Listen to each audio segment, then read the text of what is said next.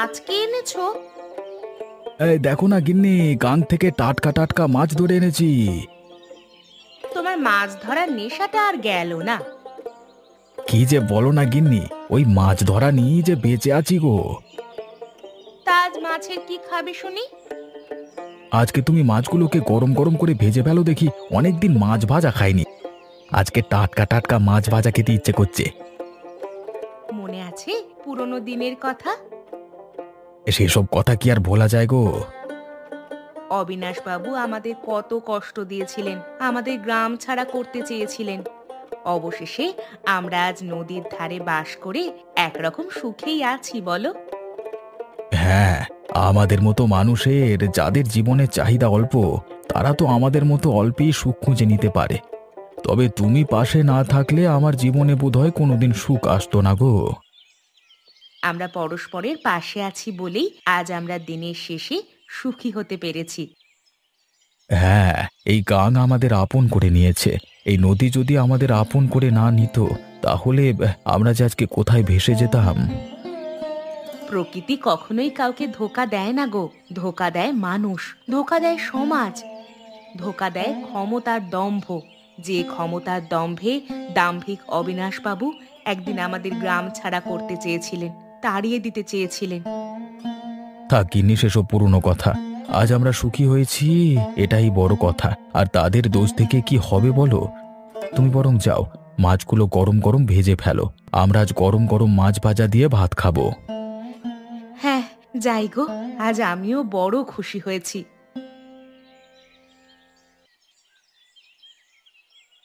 ধন্যবাদ অবিনাশবাবু, ধন্যবাদ। আপনার বুদ্ধির তারিফ না করে পারছি না। আরে ১০০টা শকুন মূল্যে একটা অবিনাশ পায়দা হয়, বুঝলে? তা তো চোখের সামনে দেখতেই পাচ্ছি অবিনাশবাবু, না হলে কি আর আমাকে কারখানা করবার অনুমতি দেন আপনি?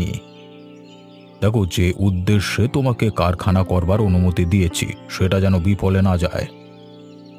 আরে না না, সেসব বিফলে যাবে কেন? গ্রামের লোকগুলোকে দেখুন না, একেবারে জুজু করে রেখে দেবো। হ্যাঁ হ্যাঁ, সেটাই হচ্ছে আসল কথা। ওদের মধ্যে কেউ যেন আর মাথা তুলে দাঁড়াতে না পারে। যে বেটা মাথা তুলে দাঁড়ানোর চেষ্টা করবে তাকে ওই নদীর ধারের চড়ায় পুঁতে ফেলবে। এসব কাজে আমি সিদ্ধহস্ত, জানেন তো অবিনাশবাবু। সেই কারণেই তো এত লোক থাকতে আপনাকে কারখানা করবার অনুমতিটা দিয়েছি। সেনবাবু জানবেন, ওসব নদী দূষণ বড় ব্যাপার নয়। বড় ব্যাপার হচ্ছে আমাদের কারখানাটাকে চালাতে হবে এবং গ্রামের লোকজনকে পায়ের নিচে পিষে রাখতে হবে। আপনার আশীর্বাদ যার মাথার উপর আছে সে এই কাজ পারবে বই কি। জল দূষণ মাথায় থাকুক, আমাদের ব্যবসা, কারখানা এসব রমরমা চলতে থাকুক। আলবাত আলবাত আলবাত।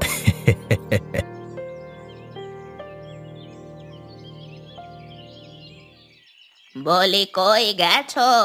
কেউ আছো নাকি? নাকি সব দিন দুপুরে ঘরের ভিতর তালা বন্ধ করে বসে রয়েছ? দিনের বেলা ঘরের ভিতর তালা বন্ধ করে বসে থাকলে পেট কেমন করে চলবে বুড়িমা? তা পেট চালানোর যেখানে এতই চিন্তা, তবে নদীর ধারে ঘর বাঁধতে গেলি কেন তোরা? তা কি করতাম একটু বলে দিন না আপনি। নদীর ধারে ঘর বেঁধে কেউ কি সুখী হয়েছে না হবে? গ্রাম ছেড়ে নদীর ধারে আসতে তো কাউকে দেখিনি বাবু। কাউকে দেখেননি তো কি হয়েছে বুড়িমা? আমাদের কি দেখছেন না হয়? অত অহংকার ভালো নয় রে। দেমাগ জিনিসটা মেয়েদের যত কম থাকবে ততই ভালো। দেমাগ তো দেখায়নি বুড়িমা, আপনি কটা কথা বলেছিলেন তারই উত্তর দিলাম আর কি। আমার উত্তর দিয়ে কি হবে রে? নদীতে যখন বান আসবে দেখবি তোদের ঘর কেমন ভেসে চলে যাবে। তেমন দিন আমাদের কোনোদিনই আসবে না বুড়িমা। হাতি ঘোড়া গেল সব, মশা বলে কত জল, কত লোক তলিয়ে গেল নদীর জলে। আর তোরা বলছিস নদীর জলে কিনা তোদের কিছুই হবে না। আপনি কি চান আমরা নদীর জলে তলিয়ে যাই? না না, তা কেন? তবে বয়সটা তো আর কম হলো না রে। চুলগুলো তো আর রোদে সাদা হয়নি। কতজনকে দেখলুম এই নদীর জলে তলিয়ে যেতে। তাই তোদেরকে একটু সাবধান করে দিচ্ছিলাম আর কি। থাক বুড়িমা, বিপদের দিনে যখন কাউকে পাশে পাইনি, এখন আর কাউকে সাবধান করার জন্য লাগবে না। তবে তাই কর, তোদের যা ভালো বোধ হয় কর। আমি এখন আসি, কেমন? ঠিক আছে বুড়িমা, সাবধানে যাবেন। পথঘাট একটু সাবধানে সামলে চলবেন। আপনারও তো বয়সটা কম হলো না।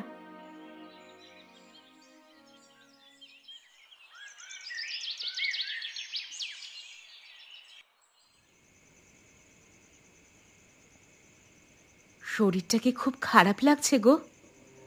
কি আর বলবো গিন্নি, পেটের ব্যথায় যে আর নড়তে পারছি না। এর যে মরণ হলেও বোধহয় ভালো হতো গো। ওরি বাবা! একটা ভালো ডাক্তার তো দেখাতে পারো। ডাক্তার আমার কিচ্ছু করতে পারবে না গিন্নি, কিচ্ছু পারবে না। এই যে তোমার এত শরীর খারাপ, কই অবিনাশ বাবু তো একবার দেখতে এলেন না? তোমার তো বেশ খাতির ছিল তার সাথে। তুমি কি যে বলো গিন্নি, তার মাথা মুন্ডু নেই গো। কেন, ভুলটা কি বললাম শুনি? উনি অত বড় মাপের মানুষ, ওনার কি আর সময় আছে আমার কাছে আসবার? কেন, তুমি যে ওর জন্য অত করলে, তার একটা প্রতিদান নেই? বড় মানুষের দোষ ধরতে নেই গিন্নি, ওনারা অমনটাই হন। তবে তুমি ওর জন্য অত করলে কেন? আমি কি আর ওর সমতুল্য মানুষ গো? তবে যাই বলো, ওর কিন্তু একবার আসার দরকার ছিল। এই ছাড়ো তো সব, আমি কোথায় পেটের যন্ত্রণায় কাতর হচ্ছি। কে এলো না এলো ওসব দেখার সময় বা শরীর দুটোই নেই আমার। ওরে বাবা, আমার বড় কষ্ট হচ্ছে গিন্নি। যত তাড়াতাড়ি সম্ভব ডাক্তারের কাছে যাও, একটা ভালো ডাক্তার দেখাও। না হলে যদি বড় কিছু হয়, তখন তো বিপদ হবে গো। শরীরটার একটা কিছু উপায় করতেই হবে, না হলে যার বাঁচা যাবে না। ভুলে যেও না, তোমার ওপর একটা গোটা সংসারের দায়িত্ব আছে। তোমার ভরসায় আমি বেঁচে আছি। তুমি আছো সেটাই তো একমাত্র ভরসা বউ। ওরে বাবা!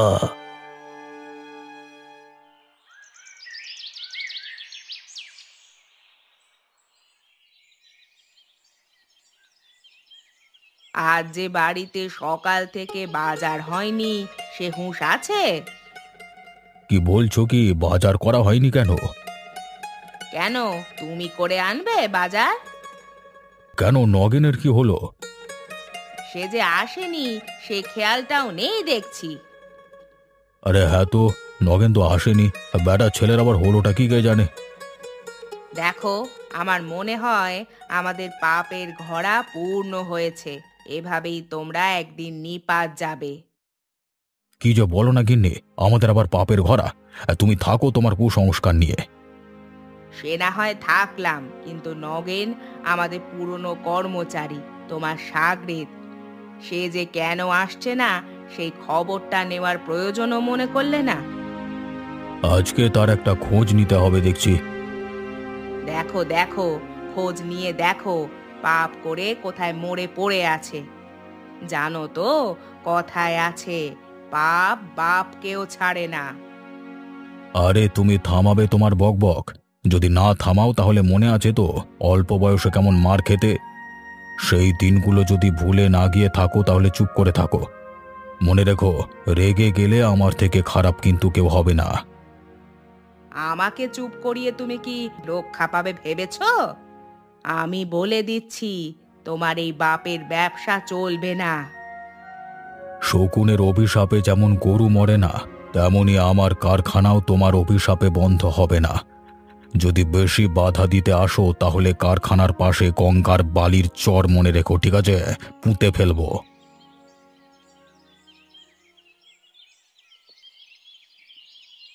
হঠাৎ করে বাড়ি নিয়ে পড়লে কেন গো? আরে জলের ধারে যারা বাস করে তাদেরকে তো একটু চিন্তা করতে হয় গো গিন্নি। আবার হঠাৎ করে কবিদের মতো কথা বলছো কেন? আর ভেবে দেখো, যদি ঝড় তুফান আসে আমরা কোথায় যাব? তাই ঘরটা একটু মেরামত করছি। তোমার কি সত্যি মনে হয় ঝড় তুফান আসলে আমাদের কোনো ক্ষতি হতে পারে? এতদিন নদীতে থেকেছি আর নদীকে এতটুকু চিনি না। কথায় আছে না, নদী সব খায়। একবার যদি বড় তুফান আসে আমাদের সব ভেসে যাবে গো। জানো তো, সকালে একটা কাণ্ড হয়েছে। কি কাণ্ড? ওই ওপারের শকুনি বুড়ি এসেছিল জানো। এসে বলছিল বটে, তোরা নদীর পাড়ে ঘর বেঁধেছিস, দেখবি কোন দিন না জলেই ভেসে যাস তোরা। আরে ছাড়ো তো বুড়ির কথা। আরে নিন্দা করা আর লোকের সংসারের উঠতে বসতে ক্ষতি যাওয়া ছাড়া এই বয়সে তার কি কোনো কাজ আছে? যেই বয়সে লোকে তীর্থকর্ম করে, ধর্মকর্ম করে, সেই বয়সে বুড়ি লোকের ঘর ভেঙে বেড়াচ্ছে। আর নরকেও ঠাঁই হবে না ওর। হ্যাঁ, কিন্তু কথাগুলো কি মিথ্যা বলেছে?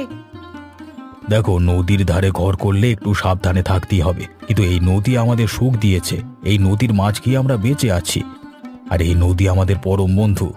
এই নদীকে আপন করিয়ে আমাদের চলতে হবে।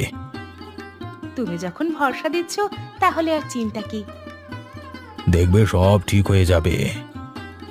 হ্যাঁ, সব ঠিক হয়ে যাবে।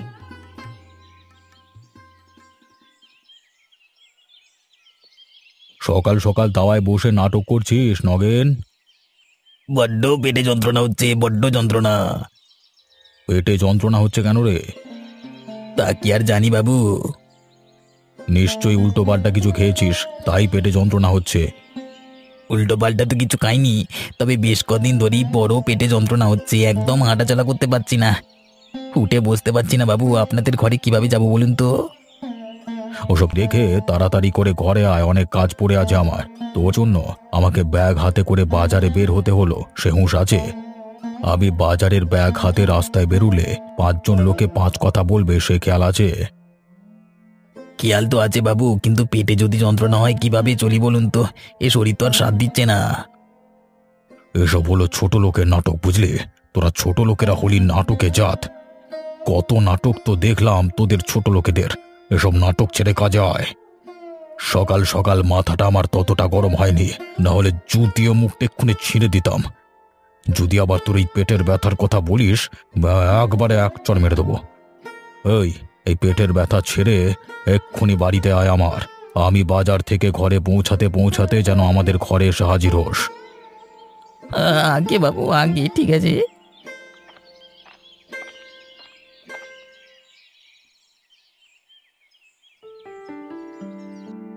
কি খবর এনেছো বুড়িমা? খবর আছে রে, খবর আছে।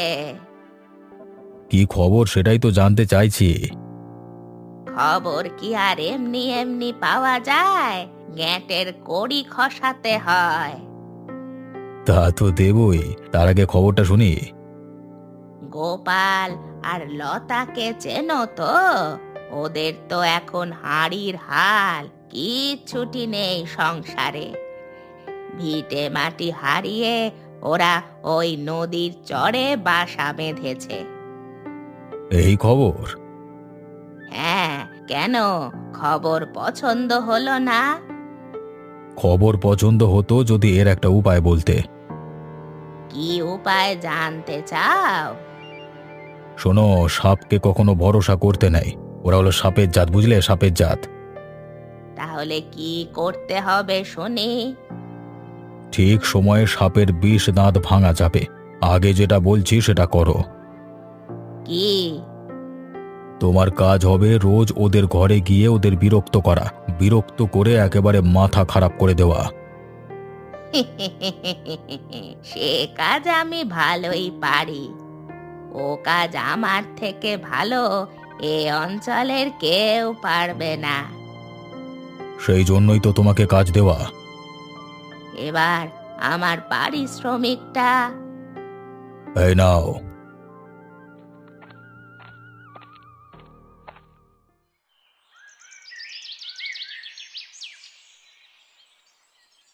কি নগেন, এতদিন কাজে আসনি কেন? তা মুখটা অমন শুকিয়ে আছে কেন? শরীর সব ভালো তো? কি বলি আর গিন্নিমা, কদিন ধরে পেটে বড় ব্যথা। তা বাবু আমাদের বাড়িতে গিয়ে কালকে কাজে আসতে বলেছিলেন, কিন্তু কালকে আর বিছানা ছেড়ে উঠতে পারলুম নিকো। তাই আজকে সকাল সকাল কোনো মতে কাজে এসেছি, কিন্তু পেটে ব্যথা যে থামে না। তা পেটে ব্যথা হলো কেমন করে? তা তো জানি না গিন্নিমা, তবে কদিন থেকেই হঠাৎ করে পেটে বড় ব্যথা হচ্ছে। তা বেশ, পেটে ব্যথা হচ্ছে, কিন্তু খাওয়া দাওয়া কিছু করেছো? ওষুধ কিছু খেয়েছো কি? না গিন্নিমা, ওষুধ তো দূর, খাবারই কিছু পেটে দিতে পারি না। একরকম জল খেয়ে আছি বলতে পারেন। তাই তো শরীরটা বড় দুর্বল। বুঝতে পেরেছি, তোমার পেটে ব্যথা এমনি এমনি হয়নি। এমনি এমনি হয়নি মানে? কিভাবে হয়েছে আমি কিছুই বুঝতে পারছি না। আপনি কিছু বুঝতে পারছেন?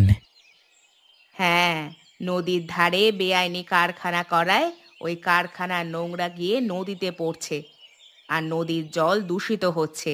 সেই জল সবাই পান করে। এবার সবাই তোমার মতো পেটের ব্যথায় কাতর হবে। কি কি বলছেন কি গিন্নিমা, এমনটাও কি হয়? হয় মানে? হয়েছে তো, তোমারই তো হয়েছে। ছি ছি ছি ছি, কি যে বলেন গিন্নিমা, এমনটা কখনো হতে পারে না। অবিনাশ বাবু এত স্বপ্নে কারখানাটা গড়িয়েছেন, সেই কারখানা থেকে কি আর জলদূষণ হবে? সেই জলদূষণ হয়ে কিনা আমার আবার শরীর খারাপ হতে পারে। দেখো, তোমরা মুখ্য সূক্ষ্ম মানুষ, তোমরা বুঝবে না অত সব, কিন্তু আমি বেশ বুঝেছি পিছনের আসল সত্যিটা কি।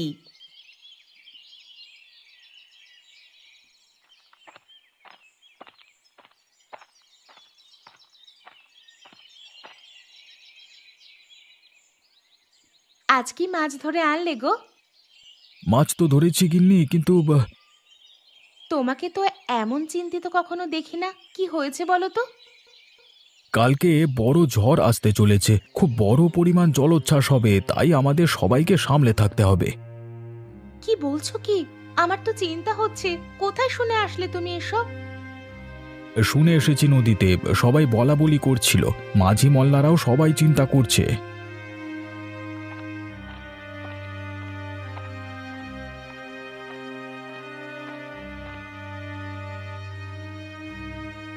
কি রে গোপাল, শুনলাম নাকি তোদের ঘর কাল নদীর জলে তলিয়ে যাবে? কি বলছো বুড়ি, তুমি চুপ করো তো, মুখে সবসময় অলক্ষণে কথা লেগেই আছে। যা সত্যি তাই বলছি। তা তোদের প্রাণে যদি সত্যি কথা না সয়, আমি কি করতে পারি বল?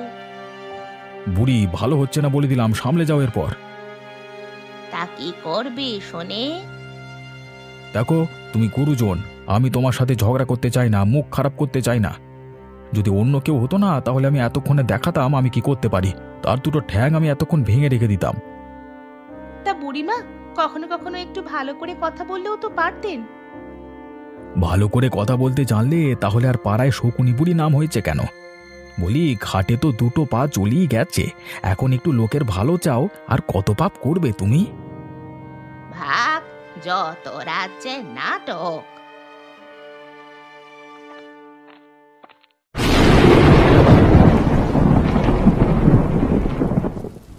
গিন্নি, এবারে মনে হচ্ছে আমি মরিয়ে যাব। উড়িয়ে কলা, কি পেটে কামড়! এমন অলক্ষণে কথা তুমি কেন মুখে আনো বলো তো? আর যে কষ্ট সহ্য হয় না গিন্নি, এর যে তো মরণও ভালো, বলো। আমি আগেই বলেছিলাম ডাক্তারের কাছে যাও। এখন এই বৃষ্টিতে তোমার জন্য ওষুধ কি করে আনি বলো তো? ওষুধ লাগবে না গিন্নি, একটু বিষ দেবে? বিষ বিষ বিষ খাই না।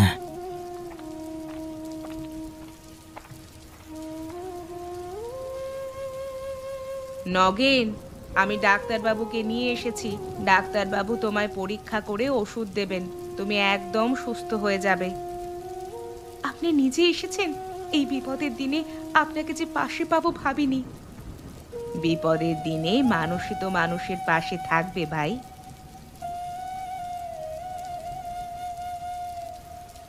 যাও, এই ওষুধগুলো তোমার বরকে খাইয়ে দাও।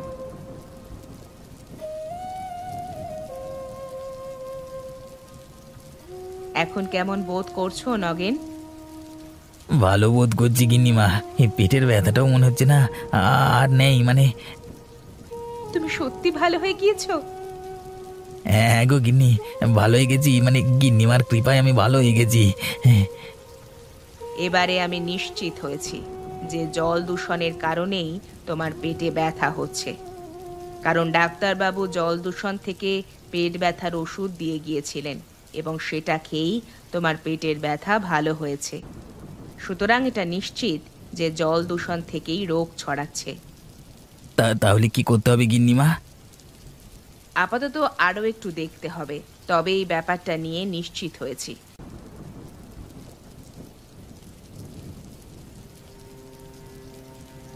অবিনাশবাবু, এবারে কি করে সামাল দেবেন? কিছুই তো মাথায় ঢুকছে না সেন।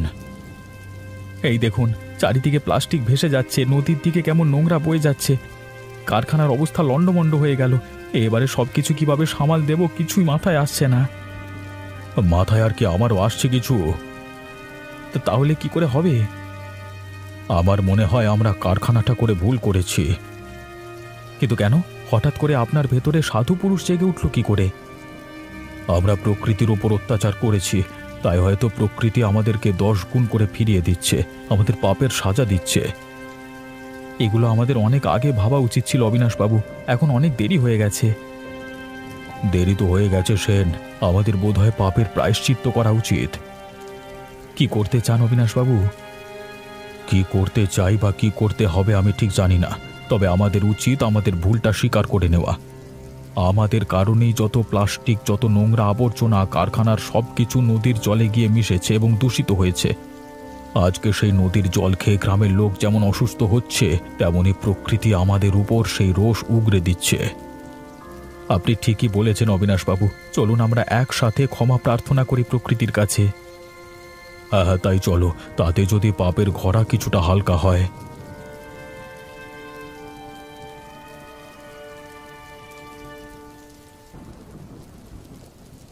দেখো দেখো, এত খারাপ পরিবেশ, এত জলোচ্ছ্বাস, তাতেও আমাদের ঘরের একটুও ক্ষতি হচ্ছে না। কি বলে অভিজ্ঞতা গিন্নি, কি বলে অভিজ্ঞতা, বুঝলে? ভাগ্যে তুমি ঘরটা মেরামত করেছিলে। এমনি এমনি তো আর নদীর ধারে ঘর বাঁধতে আসিনি গো, কিছু তো অভিজ্ঞতা আছে। আমি অনেক দিন ধরেই জানতাম যে এই ঘটনা ঘটবে, তাই জন্য বাড়িটাকে ভালো করে মজবুত করে তৈরি করে রেখেছিলাম। ভালো করে দেখো তো, নদী দিয়ে কি যেন ভেসে যাচ্ছে জলের তরে। আরে হ্যাঁ তো, আরে জিনিসটা তো ভেসে ভেসে এদিকে আসছে।